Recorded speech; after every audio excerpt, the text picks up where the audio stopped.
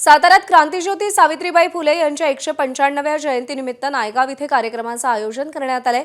या कार्यक्रमाला मुख्यमंत्री फडणवीसांसह महत्त्वाच्या नेत्यांची उपस्थिती असेल।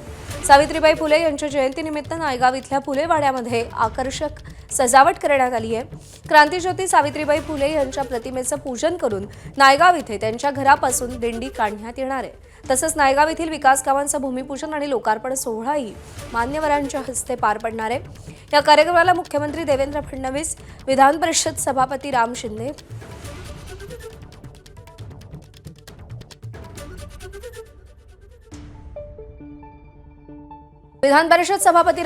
छगन भुजबळ, मंत्री जयकुमार गोरे, मंत्री शिवेंद्रराजे भोसले, मंत्री मकरंद पाटील आणि इतर मान्यवर उपस्थित राहतील।